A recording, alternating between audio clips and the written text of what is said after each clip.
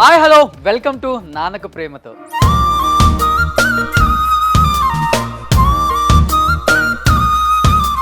This show sponsored by Iceberg, Taste of Heaven, and India's first organic ice cream brand. And co-sponsored by My Doctor Pain Relief Products. గెలిచిన తర్వాత భుజం తట్టేవారు friends అయితే, గెలవక ముందే నువ్వు గెలుస్తావురా అని భుజం తట్టే ఏకైక వ్యక్తి నాన్న. అలాంటి నాన్నల గురించి చెప్పే feel good show Nannaku Prematho. And ఈరోజు మన నాన్నకు ప్రేమతో షోకి ఒక స్పెషల్ గెస్ట్ వాళ్ళ పిల్లలతో రాబోతున్నారు అనమాట. Is none other than great actors స్నేహం శంకర్ గారు అండ్ కౌశిక్ గారు అండ్ బాలనిత్య. Please welcome.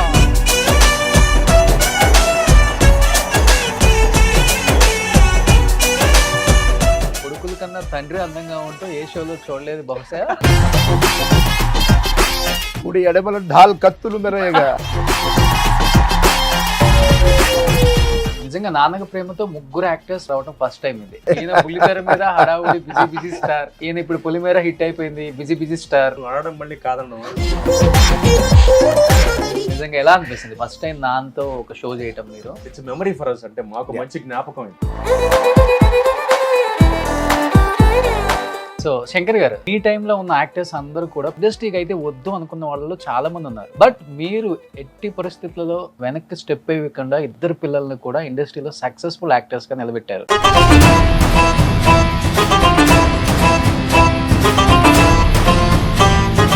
అండ్ ఇన్ని ఇయర్స్ గా సక్సెస్ఫుల్ గా ఉండటం పెద్ద విషయం. అది చూసినప్పుడు ఏమనిపిస్తుంది యాజ్ ఏ ఫాదర్ గా? ఫస్ట్ జనరల్ గా సినిమా ఇండస్ట్రీలో ఏ పేరెంట్స్ జనరల్ గా పిల్లల్ని వద్దంటారు. నేను ఎందుకు ప్రోత్సహించానంటే దానికి ఒక చిన్న పట్టుకథ ఒకటి ఉంది. నేను కోట శ్రీనివాసరావు కలిసి ఒక 20 సంవత్సరాలు రవీంద్ర భారతిలో సాంఘిక, జానపద, పౌరాణిక, చారిత్రాత్మక బోల్డ్ నాటకాలు వేసేవాళ్ళం. వీడు ముఖ్యంగా 2 ఏళ్ల వయస్సు. ఆ నాటకం చూసి ఇంటికి వచ్చి ఆ డైలాగ్ చెప్పేవాడు. అప్పుడు నాకు అనిపించింది డెఫినెట్ గా దెర్ ఈస్ సమ్ స్పార్క్. నన్ను మొట్టమొదటిసారి డైరెక్ట్ చేసింది మా నాన్నగారి స్ఫూర్తి తీసుకుని నేను వాడిని ఇద్దరిని ఎంకరేజ్ చేయాలి, చదువుతో పాటు అది కూడా ఉంటుంది అని చెప్పి మొట్టమొదటిసారి శంకరాచార్యగా వీడితో మోనాక్షన్ చేయించా. అలాగే వీడిని కూడా 4 ఏళ్ల వయసులో వీడితోనూ శంకరాచార్య వేషం వేయించా. వీడికి ప్రైజ్ వచ్చింది.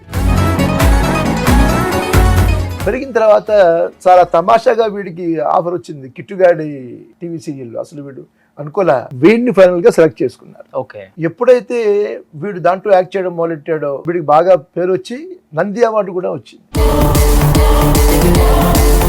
ఎప్పుడైతే వీడికి నంది అవార్డు ఇస్తున్నారో వీడు స్టేజ్ కింద నుంచి ఏడుపు, నంది అవార్డు నాకు కూడా కావాలి, అన్నకి ఇచ్చారు నాకు కావాలంటే. ఎప్పుడైతే వీడికి నంది అవార్డు వచ్చిందో ఎదురింటి మొగుడు పక్కింటి పెళ్ళం సినిమా కోసం అని చెప్పి ప్రొడ్యూసర్ గారు ప్రొడక్షన్ మేనేజర్ మా ఇంటికి వచ్చారు. మేము ఇలాగ సినిమా వాడు ప్లాన్ చేస్తున్నాం, మీ అబ్బాయి కావాలంటే. వీడిని ఆదివారం పొద్దున వచ్చారు 6ంటికి. వీళ్ళు లేపా, అరే కొంచెం పెద్ద అయిపోతాడండి, 8 ఏళ్ళు ఉంటున్నారు కదా, 9 ఏళ్ళు అంటే పెద్దవాడు అయిపోతాడు, మాకు ఇంకా స్కూల్కి వెళ్ళని కుర్రాడు కావాలండి అని వాళ్ళు వెళ్ళిపోతున్నారు. వాళ్ళు నేను ఒక్క నిమిషం అండి ఇంకో కుర్రాడు కావాలంటే ఉన్నట్టుండి నిద్రపోతున్నాడండి అని చెప్పా. వీడు ఒంటి మీద నూలు పోగు లేకుండా హాయిగా ఆదివారం పొద్దున్న జమ్మంత్రబోతుని లేపాం. వీడు అలాగే ఏడుస్తూ ఆదివారం నాడు ఎందుకు లేపారో ఏడుస్తూ హాల్లోకి వచ్చాడు. ప్రొడ్యూసర్ గారు ఇతను కావాలండి, ఒక్క నిమిషం అండి, హీరో గారు వస్తారు రాజేంద్ర ప్రసాద్ గారు, ఒక్కసారి ఆయన చూసాక ఓకే చేసేద్దామన్నారు. రాజేంద్ర ప్రసాద్ నేను హీరోగా వేసిన సినిమాలో చిన్న వేషం వేశాడు. స్నేహం సినిమాలో అతనికి బ్రేక్. అతను నన్ను చూసి గురుగారు మీరు ఇక్కడ ఉన్నారు ఏంటన్నాడు.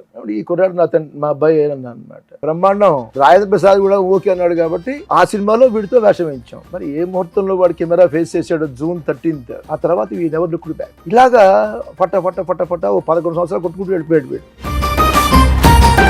నాన్న ఇంత సపోర్ట్ చేశారు కదా ఆ జనరేషన్ లోనే, మీరు ఇప్పుడున్న జనరేషన్ లో మీ పిల్లలకి ఇంత సపోర్ట్ చేస్తున్నారా? డెఫినెట్ గా యాక్టర్స్ చేశారా? అంటే ఎంకరేజ్ చేసే ఉద్దేశం మాకు ఉంది. కానీ ఇవాళ కూడా మా అబ్బాయికి చెప్తా, ఇప్పుడు 10th మా అబ్బాయి, సో వాడు ఇంటర్మీడియట్ అయిపోయి డిగ్రీ అయిపోయి ఇండస్ట్రీకి వస్తానంటే వెల్కమ్. కానీ వాడేమో నేను స్పోర్ట్స్ లో ఉంటానన్న అంటున్నాడు. ఎలా అయితే మా నాన్నగారు మమ్మల్ని ఎంకరేజ్ చేశారు, సో వాడి పిల్లల్ని కానీ నేను మా అబ్బాయి ఒకటి పెద్ద కొడుకు అంటే ఎక్కువ ఇష్టం, చిన్న కొడుకు అంటే ఎక్కువ ఇష్టం? 2 కళల్లో ఏ కళ్ళు ఇష్టం అంటే ఎక్కువ చిన్న కొడుకు చేయబోతుంటే వాడు నాకన్నా 5 ఏళ్ళు చిన్నవాడు తమ్ముడు. వాడు పుట్టినప్పుడు ఎత్తు కూడా నాకు గుర్తుంది. సింపుల్ కాబట్టి ఇంట్లో అందరం వాడు ఎక్కువ గారం చేసాం. ఇప్పటికి గారం చేస్తాం కాబట్టి ఆ కొంచెం ఎక్స్ట్రా ఉంటుంది, 2% వెళ్తుంటుంది. GST అంటాం కదా. సింపుల్ గా చెప్పాలంటే వీడి క్యారెక్టరైజేషన్ ఏంటంటే, రేపు షూటింగ్ అంటే రేపు పొద్దున్న వేసుకునే సాక్స్, బెల్ట్, లాగు, చొక్కా దగ్గర నుంచి అన్ని కూడా ఇవాళ పొద్దున వాడు రెడీగా పెట్టేసుకుంటాడు. వీటి ఎలా ఉంటుందంటే, నన్న సాక్స్ ఎక్కువ, నన్న సాక్స్ కావాలన్న, సాక్స్, నా బెల్ట్ ఏది అన్న, అమ్మా అమ్మా నా చొక్కా ఏదమ్మా అంటే is more responsible. Same exactly ఈ రిప్లికా ఆఫ్ మై ఫాదర్. ఇప్పుడు చెప్పి ఎవరంటే ఎక్కువ ఇష్టం? వీడికి అదృష్టం ఏంటంటే హెల్పర్స్ ఉన్నారు, వాళ్ళు నేను హెల్ప్ చేస్తా, వాళ్ళ అమ్మ వాళ్ళ ఆవిడ. అమ్మ. అందుకే దేవుడు 2 పాపలను ఇచ్చారు, వాళ్ళని కూడా హెల్ప్ చేయించుకోవడానికి. మా డైరెక్టర్ శ్రీపాద ఫాదర్ కి కొడుకులకి సంబంధించి కొన్ని క్వశ్చన్స్ ఇచ్చారు. ఏంటో చూద్దాం ఒకసారి. నేను తప్పకుండా. మీరు చిన్నప్పుడు ఎక్కువ పాకెట్ మనీ వీళ్ళకి ఇచ్చేవాళ్ళు కదా, వాళ్ళు మీకు ఇస్తున్నారా ఇప్పుడు? పాకెట్ మనీ అంటే వాళ్ళు ఏం కావాలంటే అది కొనడమే. మాకు నిజంగా పాకెట్ మనీ లేదు. ఎవరికి ఎప్పుడు ఏది అవసరమో దాన్ని బట్టే కొనేవారు. బట్ ఇప్పుడు యూత్ అంతా కూడా ఎక్కువ మందు, సిగరెట్ అని బాగా అలవాటు పడిపోయారు సార్. దాని మీద మీ ఒపీనియన్ ఏంటి? మీ పిల్లలు అలా ఉండేవాళ్ళు అప్పుడు? వాళ్ళకి ఇప్పుడు అతడు ఉండేది కాదు. ముఖ్యంగా ఏంటంటే మా నాన్నగారి దగ్గర పెరిగారు. వీడు స్కూల్ టీచర్, చాలా డిసిప్లిన్డ్, చాలా లిబరల్ ఆల్సో. ఇప్పుడు ఒక చిన్న ఎగ్జాంపుల్ చెప్పాలంటే, సరదాగా మీ ఇద్దరం కార్లో పెడుతున్నాం అనుకోండి, ఎవరన్నా ఒక అమ్మాయి జడ పొడుగ్గా ఉందంటే అమ్మాయి ఇద్దరం కలిసి ఫాలో అయిపోయేవాళ్ళం. ఎవరు? ముగ్గురా? మీ ఇద్దరం. విండోలో కాదు. నేను క్లారిటీ ఇస్తా, కంగారు పడద్దు. బేసిక్లీ ఏంటంటే, నాకు పాటలు రాసే అలవాటు ఉంది. ఓకే. సో కొన్ని సందర్భాల్లో ఏమవుతుందంటే, ఏమైనా ఒక ఇన్స్పిరేషన్ కలిగినప్పుడు, ఈ అమ్మాయి ఏదో బాగుంది, అమ్మాయి జడ చూస్తే ఆ థాట్ వస్తుంది అని అనుకున్నప్పుడు నేను కొంచెం మొహమాట పడేవాడిని. నాన్న ఏదో ఇందాక రాసాం కదా, పాట స్టార్ట్ చేసాం కదా, ఆ ఫినిషింగ్, పల్లవి ఫినిషింగ్, జర్మనీ ఫినిష్ చేస్తే బాగుంటుంది, ఇంకొకసారి డ్రిల్ చూద్దామని. బాగోదులే, నేను నాతో ఇంత ఓపెన్గా మాడేవాడిని. ఏం పర్లేదురా పద అని చెప్పి తీసుకెళ్ళిపోయారు. అమ్మాయిని చేసేసేవాళ్ళం, చేసేసి అమ్మాయిని చేసి తప్పుగా అనుకుంటారు కదా. ఆయన నిజమే చెప్దాం అనుకుంటున్నారు. చెప్పలేవట్లా. బట్ ఎప్పుడన్నా పిల్లల గురించి ఏడ్చిన సందర్భాలు ఉన్నాయా? నేను ఎప్పుడు సిచ్యువేషన్ రాలేదు. నా ఇంటర్మీడియట్ అయిపోయాక నాకు మెడిసిన్ సీట్ వచ్చింది. టీ-సెట్ రాసాను, 98 నాది, +2. మా అమ్మగారు రెడీగా ఉన్నారు ఇంట్లో. నేను సీట్ వచ్చేసింది, ఇంకా కౌన్సిలింగ్కి వెళ్ళాం, ఫీజు కట్టేసి వచ్చేస్తాను. ఇంటికి రాని మా అమ్మకి చెప్పాను, అమ్మ నేను చేరలేదు. మా అమ్మగారు ఎంత బాధపడ్డారంటే, నాతో ఒక 2-3 వీక్స్ మాట్లాడలేదు.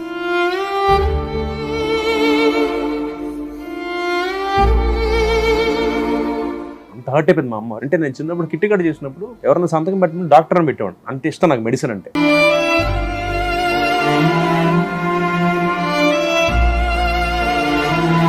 అంటే అప్పుడు కూడా మా నాన్నగారు నీ ఇష్టం రా అంటే, నాన్నే మీరు కింగ్ లాగా చూసింటారు, ఎంత కష్టపడ్డారో ఈ పొజిషన్ రావడానికి. బట్ ఏదన్నా టైంలో నాన్న కొంచెం డిప్రెషన్ లోకి వెళ్ళటమో, లేకపోతే డౌన్ అవ్వటమో?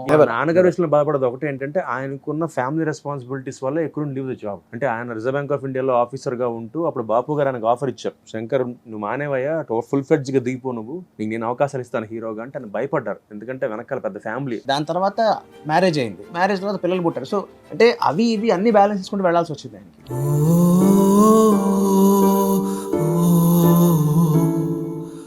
అలాగని ఆయన సర్వీస్ కంప్లీట్గా పూర్తి చేయాలి. కంఫర్టబుల్గా ఇప్పుడు నేను రిస్క్ తీసుకోవచ్చు అనుకున్న టైంలో, when he complete about 28 years of service reserve bank of ఇండియాలో, ఆయన సర్వీస్ పూర్తి అవ్వకుండానే వీఆర్ఎస్ తీసుకున్నారు, జస్ట్ బికాస్ ఆఫ్ బాపు గారు భాగవతం సీరియల్. దానికి ఏమైందంటే, మీరు దొంగనాటు కావాలకండి, నాతో మా బాంబే ఫోన్ చేయించాడు ఆయన డిప్యూటీ గవర్నర్ గారికి. ఆయన గోల మా డిప్యూటీ గవర్నర్ గారు, మధ్యాహ్నం పోయింది రిజర్వ్ బ్యాంక్ లో ఇల్లు మధ్య మాట్లాడు సార్ అంటాడు.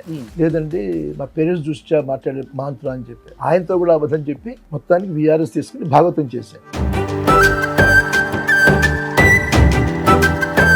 ఈ భాగవతం చేస్తుండగానే రాఘవేంద్రరావు గారు నడిపించి నాకు వేషం ఇచ్చాడు. మనోజ్ఞం అని దాంట్లో వెరీ ఇంపార్టెంట్ రోల్. అలాగే దాసనారాయణరావు గారు, అలాగే మన కె విశ్వనాథ్ గారు. నేను ఆయనతో శంకరాచార్యగా యాక్ట్ చేశాను. ఇలాగా ఒక 10 ఏళ్ల పాటు ఎక్స్ట్రీమ్లీ బిజీ. నేను ఉద్యోగంలో ఉన్న 10 ఏళ్ళు ఏం చేసేవాడిని, అంతకన్నా బిజీగా యాక్ట్ చేశాను. నాన్న చెప్పారు జాబ్ కూడా వదిలేశాను అని. మీ కెరీర్ లో ఆయన రోల్ అంటే ఏమని చెప్తారు మీరు ఎస్పెషల్లీ? డెఫినెట్ గా అంటే, సాధారణంగా ఇందాక ఫస్ట్ మనం అనుకున్నట్టుగా తమ్ముడు, ఒకటే మా నాన్నగారు, అదే అందరు అవ్వలేరు. ఇవాళ నేను కానీ వాడు కానీ ఈ ఫీల్డ్ లో ఇలా ఉండగలుగుతున్నాం. నాన్న తర్వాత నాన్న అంత రోల్ ప్లే చేశారా మీ లైఫ్ లో? కౌశిక్ గారు అమ్మ ప్లస్ నాన్న కలిపితే అన్న, నా ఫార్ములా అది.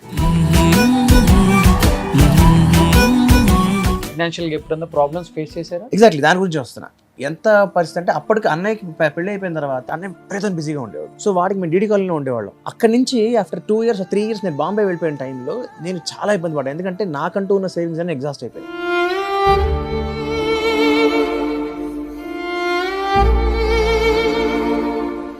అప్పటికి నాన్న ఆయన యాక్టింగ్ తగ్గింది, క్రాస్ 60. సో ఆబ్వియస్లీ ఏమవుతుంది, ఆయన వర్కింగ్ తగ్గుతుంది, ఆయన ఎర్నింగ్ తగ్గింది. తర్వాత అన్నయ్య was the only earning member. అలాంటి టైంలో వాడిల్లు చూసుకుంటూ ఇక్కడ ఇంటికి సపోర్ట్ చేస్తూ, నేను బాంబేలో ఉన్న టైంలో దేర్ వర్ డేస్ నా జేబులో 100 రూపాయల నోటు నేను 3 రోజులు పెట్టుకుని బతికేవాడిని.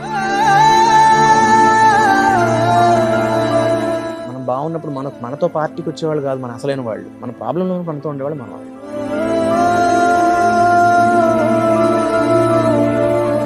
అన్నారు కాబట్టి అడుగుతున్నాను. అంటే ఇప్పుడు పెళ్లి అవ్వక ముందు నెక్స్ట్ లెవెల్ బాండింగ్ తో ఉంటారు బ్రదర్స్ అంతా కూడా. పెళ్లి అయిన తర్వాత సపరేట్ కాపురాలు, సపరేట్ ఇల్లులు అంతా అయిపోతాయి కదా. అంటే మీ విషయంలో అలా జాయింట్ ఫ్యామిలీయా లేకపోతే? ఇప్పటికీ మేము పక్కనే ఉంటాం.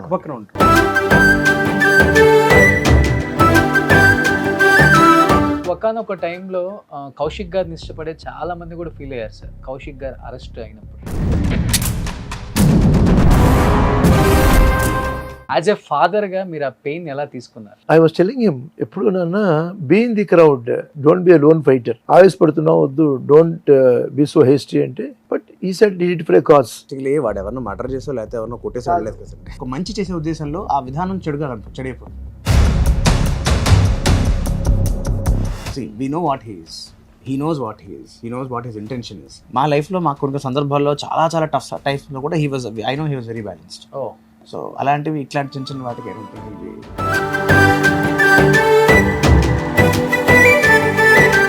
ఎన్ని ప్రపోజల్స్ వచ్చాయి అప్పుడు? మీకు ఇంత అందంగా ఉంటారు కదా.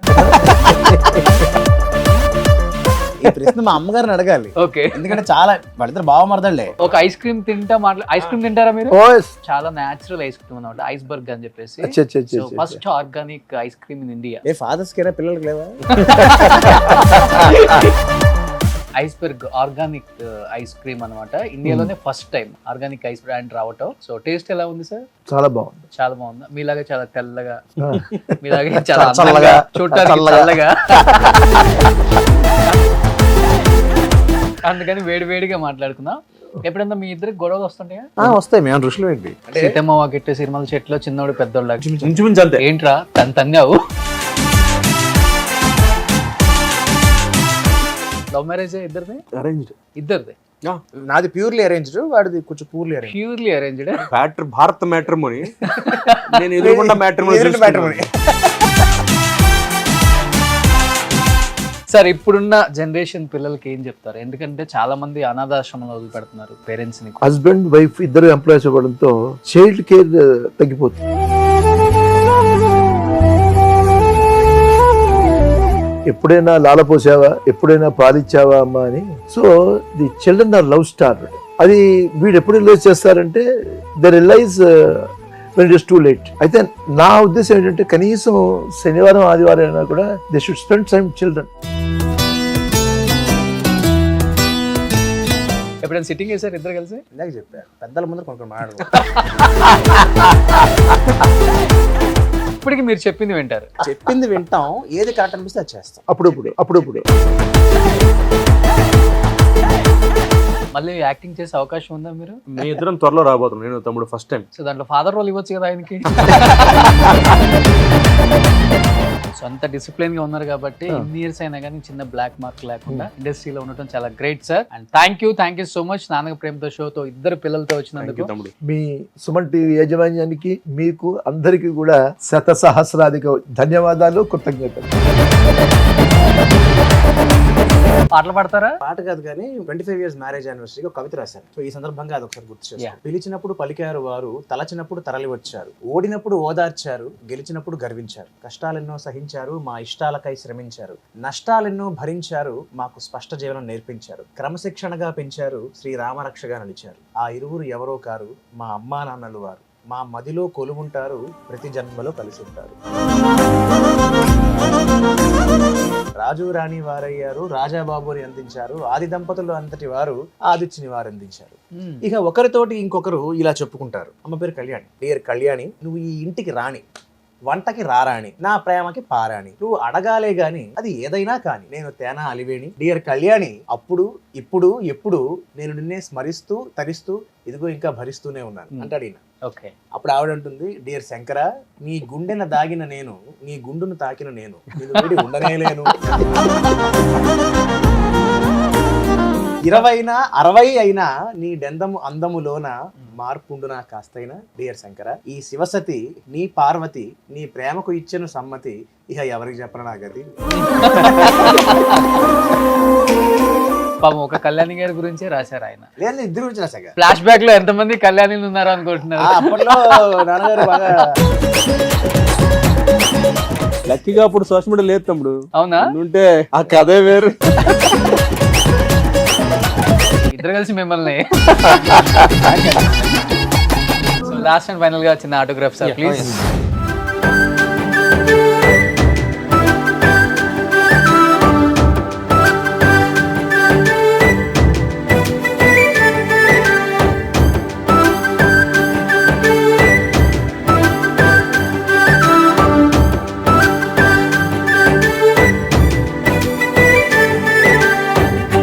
సో లాస్ట్ అండ్ ఫైనల్ గా మీకు my doctor pain relief products నుంచి ఒక మంచి గిఫ్ట్ హ్యాంపర్ సార్.